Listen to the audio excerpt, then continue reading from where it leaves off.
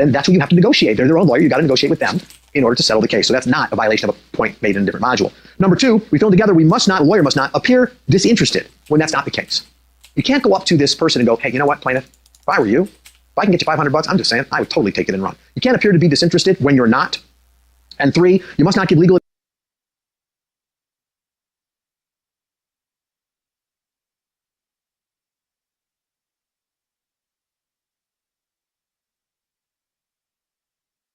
or they tweet it out or whatever, that's a problem. They own the privilege. They can waive the privilege by doing something stupid, like putting it on Facebook. Exceptions to the privilege, when a client is looking for you to engage in a crime or fraud, that's not going to protect the attorney-client privilege.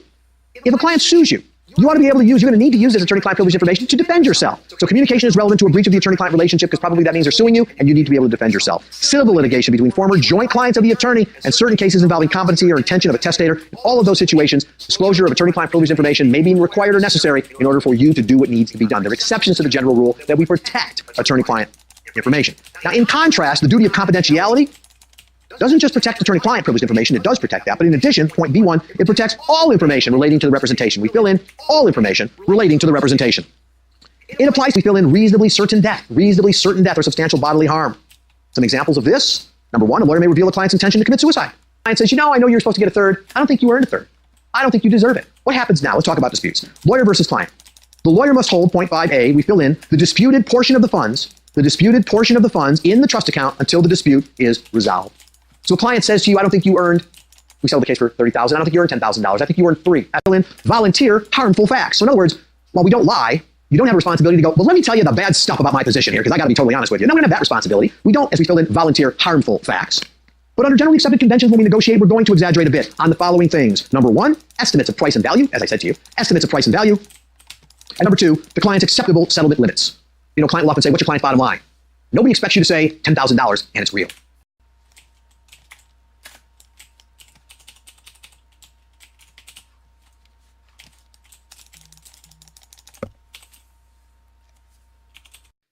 If you wrote a will and a trust for a client and the client called and said, okay, I'd like to come pick up my will, and you say, all right, please pay for it. And the client goes, I don't really think I'm going to pay for it. Really? Oh, too bad. I've got to give you your will and trust because, unless I do, I have sort of an interest in my work. Yeah, it makes no sense, right? So we have a lien authorized by law to make sure we get paid. So yes, client, come get your will and trust. Please bring a check with you because I'll turn it over to you when you paid my fee. I have an interest in my work, a lien in my work. Technically, that's an interest, which isn't allowed, but that's an exception. Number two, a lawyer may contract with a client for out of a portion of the movie and book rights that I'll get down the line. Can't do that. A lawyer can't have an interest in the media publicity rights to something. Why? It might impact your decisions. I think Tom Cruise is going to play me, so I've got some really good stuff to say in the courtroom. Cruise will be great when he does this. We don't want that kind of influence. While representing a client, a lawyer must not make or negotiate an agreement giving the lawyer literary or is a decision made by the client, not by the lawyer. As you know, in most cases, almost every case, a lawyer is going to probably advise their criminal defendant client not to take this to a third. We deduct our expenses from the gross number, and that's when we calculate your third, or then we take expenses after I take my third. Just be clear about how you're calculating the fee. That's what that tells us. You can require. When they think you might go there, they'll put it in there. They'll say, just don't think about that. But my message to you is, even if they don't have that in there, don't think about that. Don't just start adding things in because that's when all the answers start to look correct or wrong to you because you're putting in facts that aren't there. In fact, my suggestion is with every question, read through it briefly and quickly and see whether one of the